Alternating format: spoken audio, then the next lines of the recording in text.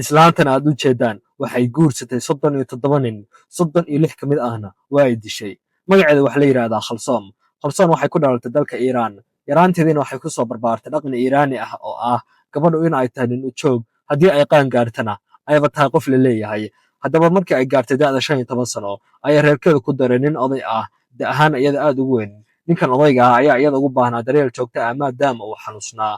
Mar kastana waa uu garaaci jiray, gacan qaad iyo canaan kulul ayuu Khalsoom kala duldhici jiray. Khalsoom waxay xaaladda ku jirtay wiil ayay u dhashay. Wiilkiina 3 bilood kadib waa uu iska geeriyooday. Haddana mar kale waxaa geeriyooday ninkii odayga ahaa ee qabay. Khalsoom iyadoo carmal ah ayay reerkeeda ku soo noqotay, aadna u daayar. Mar kale ayay reerkeeduna nin labaad ku dareen. Ninkan labaad sidii ninkii hore ayuu garaaci jiray. Waxuuna ahaa nin oday ah, iyadana da ahaan aad u weyn, awowgeedna la eg. Hase ahaatee intaa waxa u sii dheereed wiil uu dhalay inuu la garaaci jiray, bahdil iyo canaan joogto ahna Khalsoom ay ku hayn jireen. Khalsoom waxay u dulqaadataba mar kale waxaa geeriyooday ninkii odayga ahaa ee labaad. Mar kalena ayay ku soo laabatay reerkeedii iyada oo carmal ah. Haddaba waxay go'aan ku gaartay inay joojiso guurkan maalayacniga ah, waxayna go'aansatay in ay guursato ninka, dishana, meherkiisana qaadato. Mar kalena nin labaad guursato, meherkana ka qaadato, disho. Khalsoom intaa kadibna waxay tegi jirtay masaajidda iyo meelaha ay u aragto in dadka la iskugu daro, la iskugu meheriyo. Waxayna u sheegi jirtay shiikha wax meherinaya in ay doonayso nin oday ah, lacagna haysta si ay u guursato. Intaa kadibna markii ninkii odayga ahaa loo soo helo, Khalsoom la isku daro, waxa ay shuruud kaga dhigi jirtay in ay meherka u qadimo. Markii ay meherka ka qaadato habeenka koowaad ee arooskana, waxay bilaabi jirtay qorshaheedii iyo dabinkeedii oo ahaa inay cunada ugu darto daawooyin herbal ah, sunna ah. Khalsoom markaas odaygii markii uu xanuusto, xaaladiisuna adkaato, isbitaalna la geeyo, ayay aad ula murugoon jirtay faamilkiisa. Waxaana loo soo qori jiray daawooyin. Daawooyinkaas ayay daawooyin kale oo sunna ugu dari jirtay. Halkaas ayuuna odaygu ku geeriyoon jirtay. Isbuuca ugu horeysa ee baroordiiqda iyo tacsidana reerka ayay la qaadan jirtay iyadoo aad isku biibixinaysa. Intaa kadibna waxay qaadan jirtay hantidii odayga oo ah dhaxalkii.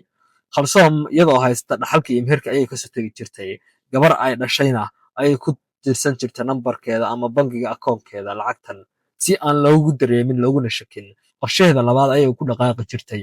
Hase ahaatee tuuladii hore ma ahana, tuulo kale ayay aadi jirtay, masjid kalena waa ay aadi jirtay. Isla sidii nin oday ah marka lagu daro Khalsoom, waxay u dhigi jirtay isla dabinkii, daawooyinkana sun ayay ugu dari jirtay.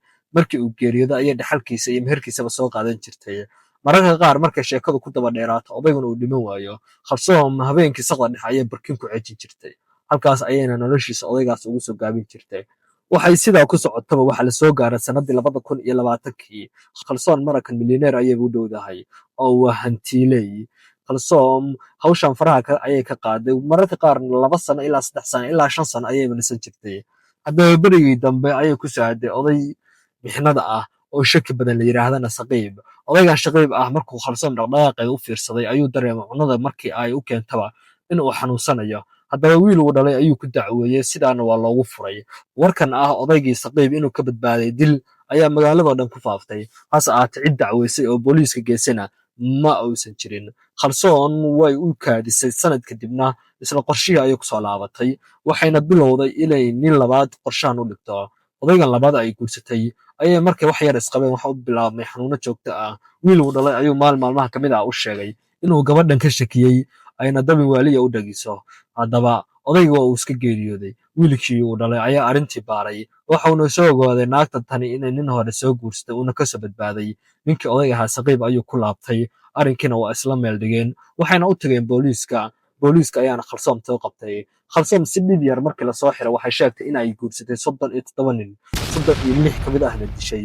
Saqiib oo keliya inuu ka badbaaday. Haddaba Khalsoom dowladda Iiraan waxay ku xukuntay 10 xukun oo dil ah oo kala duwan. Ilaa haddana waa xukun sugo ku xiran mid ka mid ah xabsiyada dalka Iiraan.